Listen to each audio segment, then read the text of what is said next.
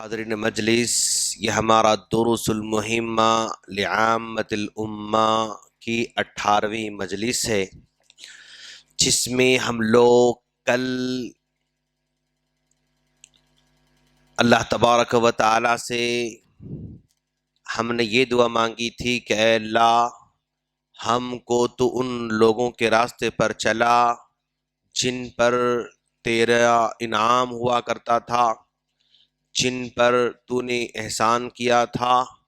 اور جو تجھ کو راضی کرنے والے تھے اور تو ان سے راضی تھا، ایسے لوگوں کے راستے پر چلنے کی ہمیں توفیق عطا فرما۔ آج ہم لوگ اس قوم کے بارے میں پڑھیں گے جس کو دنیا کے اندر سب سے زیادہ مغضوب کہا جاتا ہے، بلکہ ہیں۔ آج ہم غیر المغضوب علیہم کو پڑھنے جا رہے ہیں۔ اے اللہ، ان لوگوں کا راستہ نہ بتا جن پر تیرا غصہ ہوا، جن پر تیرا غضب نازل ہوا۔ تو مفسرین کے کہنے کے مطابق وہ قوم جن پر اللہ تبارک و تعالیٰ کا غضب نازل ہوا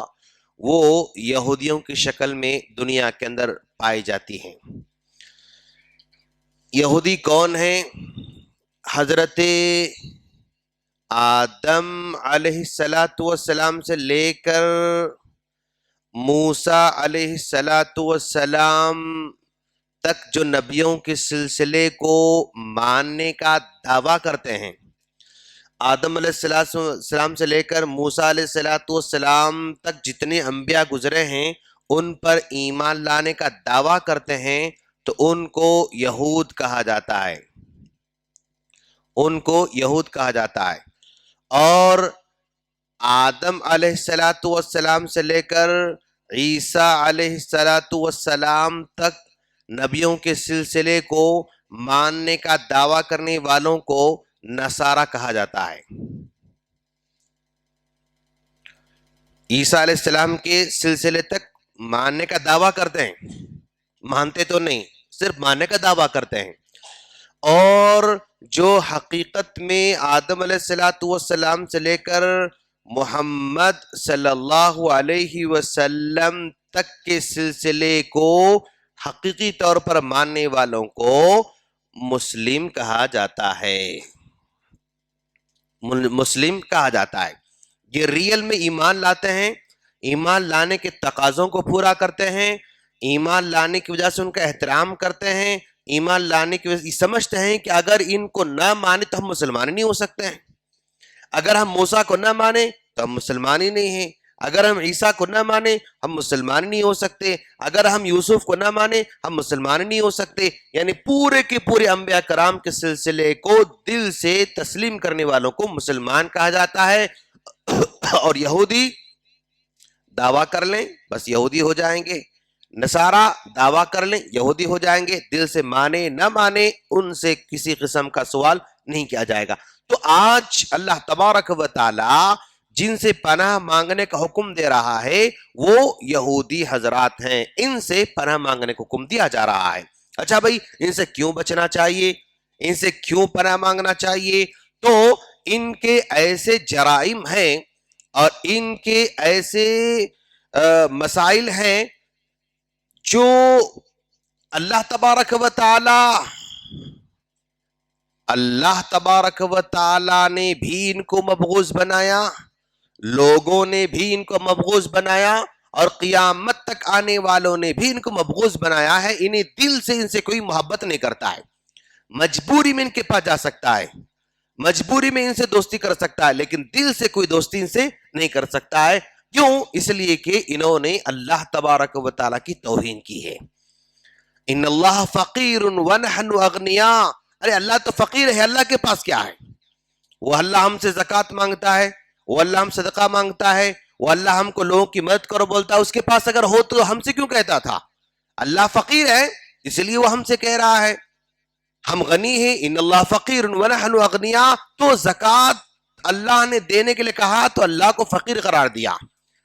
اگر اللہ نے صدقہ دینے کے لیے کہا تو اللہ کو فقیر قرار دیا، تو یہ قوم ایسی قوم ہے جس نے اللہ تبارک و تعالیٰ کی توہین کی، اور یہ قوم ایسی ہے جس قوم نے فرشتوں کی بھی توہین کی، فرشتے کی بھی توہین کرتے ہیں۔ جبرائیل علیہ السلام کے بارے میں یہ سمجھتے ہیں کہ جبرائیل دھوکہ باز ہیں، وہ آخری نبی جو بنانا تھا وہ ہمارے آدمی کے پاس آنا تھا لیکن محمد کے پاس چلے گئے، یعنی فرشتوں کی بھی توہین کرتے ہیں۔ اور یہ قوم ایسی قوم ہے جو نبیوں کو قتل کرنے والی قوم ہے، نبیوں کو بھی قتل کرنے والی قوم ہے۔ اِنَّا قَتَلْنَا الْمَسِيحَ عِيسَى ابْنَ مَرْيَمَ، وہ دعویٰ کرتے ہیں کہ ہم نے عیسیٰ کو قتل کر دیا۔ اللہ خود کہتا ہے وَيَقْتُلُونَ الْأَنْبِيَاءَ، ہاں وَيَقْتُلُونَ النَّبِيِّينَ، وہ نبیوں کو قتل کرتے ہیں، نبیوں کا مرڈر کرتے ہیں، تو ان کی توہین نبیوں کے ساتھ بھی ہے، اور ان کی توہین سارے کے سارے اقوام کے ساتھ ہے۔ وہ یہ سمجھتے ہیں کہ نحن ابناء اللہ وحباہ، ہم اللہ تبارک و تعالیٰ کے بیٹے ہیں، ہم اللہ کے پیارے ہیں، اور سارے کے سارے لوگ وہ ہمارے غلام ہیں، ہم اوپر ہیں، ہم اللہ کے پیارے ہیں، ہم اللہ کی سب سے زیادہ جو ہے محبوب ہیں، اور سارے کے سارے لوگ ہماری خدمت کے لیے اور ہمارے لیے اللہ نے غلام بنا کر پیدا کیا ہے۔ اللہ کی بھی توہین، فرشتوں کی بھی توہین، نبیوں کے ساتھ گستاخی، اور سارے اقوام عالم کے ساتھ بھی ان کی گستاخی ہوا کرتی ہے۔ اچھا، یہ گستاخی کا تعلق صرف ان کے ذات اور نفس کے ساتھ تھا بھائی، اگر یہ گستاخی کر رہے ہیں تو یہ ان کی ذات تک محدود تھا، لیکن ان کے جرائم ایسے ہیں کہ سب کو نقصان پہنچانے والے ہیں، سب کو نقصان پہنچانے والے ہیں، بگاڑنا چاہتے ہیں۔ اب ذرا دیکھیں آپ کہ بھائی ان کے جرائم کی وجہ سے اللہ تبارک و تعالیٰ نے ان پر لعنت بھیجی ہے، انہی کی جرائم کی وجہ سے ان پر اللہ لعنت۔ اچھا، ان کے جرائم دنیاوی جرائم بھی ہیں اور دینی جرائم بھی ہیں، اخلاقی جرائم بھی ہیں، ہر طرح کے جرائم ان کے پاس پائے جاتے ہیں۔ شراب کو سب سے زیادہ عام کرنے والے، اخلاقی برائی ان کے پاس، یعنی ہر طرح ساری دنیا میں اخلاقی برائی پھیلانا چاہتے ہیں، اور سود کو یہ جو ہے جائز سمجھتے ہیں، بلکہ سود کو ہر طرف پھیلاتے جا رہے ہیں، اور سسٹم ایسا بناتے جا رہے ہیں کہ بھائی سود کے بنا آج کوئی آدمی آگے نہ بڑھنا، ایسا سسٹم بناتے ہیں کہ کہیں نہ کہیں سود سے ٹچ ہو جانا، کہیں نہ کہیں سود کا اس کو جو ہے ہوا لگ جانا، کہیں نہ کہیں سود کی رقم اس کو لین دین ہوتے جانا۔ شراب، سود، اور اسی طرح بدکاری کو یہ سب سے زیادہ ہوا دینے والے یہی لوگ ہیں، بدکاری کو دنیا میں سب سے زیادہ ہوا دینے والے یہی ہیں، اور قتل غارت گیری کو بہت زیادہ عام کرنے والے یہی لوگ ہیں، اور جو ہے شرک کو بھی عام کرنے والے سب سے پہلے یہی لوگ ہیں، جیسا کہ اللہ کے رسول نے کہا لعن اللہ الیہود والنصارى اتخذوا قبور انبیائہم مساجدا، یعنی درگاہوں کا سسٹم اور جو ہے شرک کا سسٹم سب سے پہلے لانے والے یہی لوگ ہیں۔ انہوں نے اپنے نبیوں کو انتقال کرنے کے بعد ان کی قبروں پر مزار بنا دیا، ان کی قبروں پر مسجد بنا دیا۔ ان کے نیک لوگ جب انتقال کر جاتے تھے تو ان پر مزار بنانا، ان پر مسجد بنانا، اس کی عبادت شروع کرنا، اخلاقی طور پر بھی جرائم کا آغاز، اور دینی طور پر بھی جو ہے جرائم کا آغاز، عقیدے کے طور پر بھی جرائم کا آغاز، ہر جرم کا آغاز یہیں سے ہو رہا ہے، اسی کو یہی لوگ جرم کا آغاز کرتے رہتے ہیں۔ اچھا، یہ ایسی قوم ہے کہ بھائی چلو آج ہی کو معلومات نہیں ہے سدھر جائے گی، ایسا بھی نہیں ہے، اور یہ قیامت تک بھی ان کا سلسلہ جاری رہے گا، قیامت تک ان کا سلسلہ جاری رہے گا، چاہے حالات کیسے بھی آئیں، حالات کسی طرح کی بھی رہیں، ایسی ہی حالت رہے گی۔ اللہ کے رسول صلی اللہ علیہ وسلم نے فرمایا قیامت سے پہلے جو نشانی آئیں گے نا، وہ نشانیوں میں سے ایک نشانی یہ ہے کہ یعنی جن لوگوں کو زمین پر رہنے کا حق نہیں دیا جائے گا بلکہ ان کو قتل کیا جائے گا، یہ جھاڑوں کے پیچھے چھپیں گے اور یہ درختوں کے پیچھے چھپیں گے، یہ پتھر کے پیچھے چھپیںگے، وہ پتھر چٹان کہے گا کہ جو ہے میرے پیچھے یہودی چھپا ہوا ہے، آؤ اس کو مار دو۔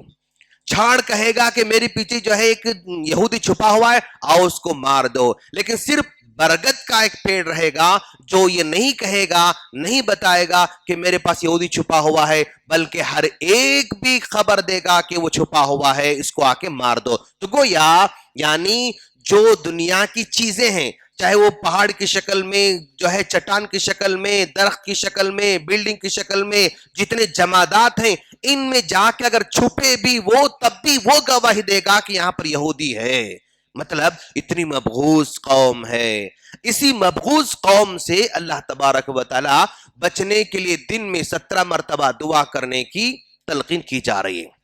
اور نفل نماز میں، سنت نماز میں ان سے بچنا ہے۔ بھئی بچنے کا مطلب ان کے عقیدے سے بچنا ہے، ان کے نقصان سے بچنا ہے۔ ہاں، تعلیم کے سلسلے میں اگر ان سے تعلیم حاصل کرنا پڑے تو اللہ کے رسول صلی اللہ علیہ وسلم نے بدر کے موقع پر جو قیدی یہودی بن کر آئے تھے وہ تعلیم یافتہ تھے، تو ان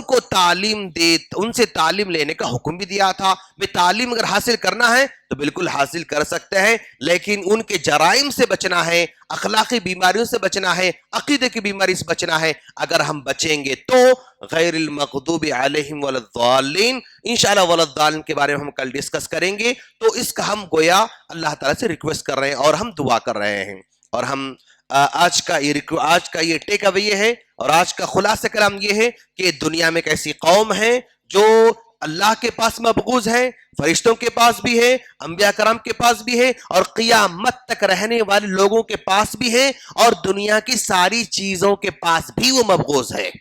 اللہ چونکہ اس وقت تو اس کو زبان دے گا، وہ کہے گا، اگر آج بھی زبان دے ٹیبل کو، تو بتا سکتا ہے کہ ہاں مبغوض قوم ہے۔